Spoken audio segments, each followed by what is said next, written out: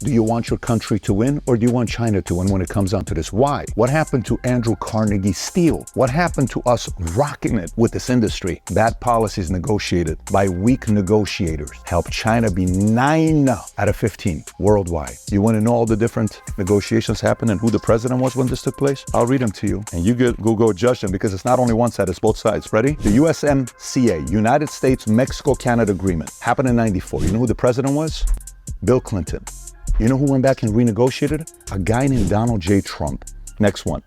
The United States-Korea Free Trade Agreement. You know who negotiated in 2020? Barack Obama. Okay. You know who renegotiated that? A guy named Donald J. Trump. The Central American Dominican Republic Free Trade Agreement. You know who negotiated that? Bush. You know if there's been any negotiations? No. This was 2006, 2009. Australia-U.S. Free Trade Agreement, 2005. No renegotiations. This was under Bush. U.S. trade agreement with Bahrain, 2006, under George W. Bush. No renegotiations. Chile-U.S. under President Bush, 2004. No new renegotiations. Colombia-U.S. 2012. Barack Obama. No new renegotiations. Israel-U.S. Free Trade Agreement under Reagan, 1985. No new renegotiations. Jordan-U.S. Free Trade, 2001. Bill Clinton. No new renegotiations. Morocco-U.S. Free Trade, 2006. Guess who was the president? George Bush. No new renegotiations. Oman-U.S. Free Trade Agreement, 2009. Bush. No new renegotiations. Panama-U.S. 2012. Obama. No new renegotiations. Peru, are you getting bored already? Peru-U.S. 2009. George W. Bush. No new renegotiations. Singapore-U.S. 04. Bush. What do you think?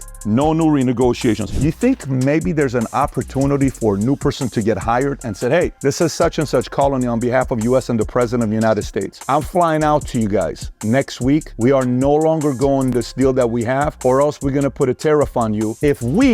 I have the breakdown here. Out of all the countries that we have surplus in, not deficit. You know how many countries it is? Argentina, 5 billion, barely any. Chile, 6 billion. Brazil, couple. Colombia, couple. Nigeria, 1.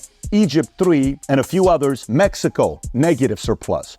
Canada, Ireland, China, India, Taiwan, Japan. I'm calling every one of these guys, and I'm going on the road to say, we are renegotiating these deals that everybody else did. You're not going to like it. If you don't want to renegotiate these deals and you buy stuff from us, you in America building this stuff, there's a tariff being put on you. This can either be a very easy conversation with you. It can be a very tough conversation with you. What would you like to do? I would like to come to your place. We have a great conversation. I'd like to try your food. I'd like to learn more about your culture. I'd like to walk away saying you're a country that we're going to do business with for decades to come. But if you think for a second we're going to continue this, things are going to be very rough for you and your economy the next 4 years. How would you like to approach this?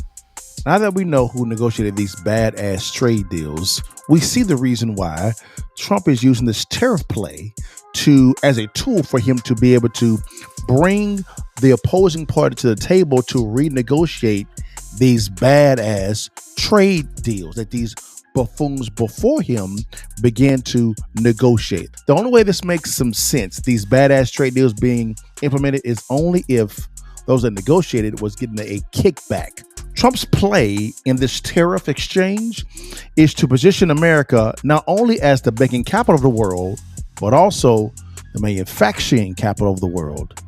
And that right there will allow for our economy to boom like we've never seen before. If you agree with this perspective, comment I agree below. And if you don't, comment I don't agree. But in each scenario, explain the reason why. Stay blessed. Holla at your partner.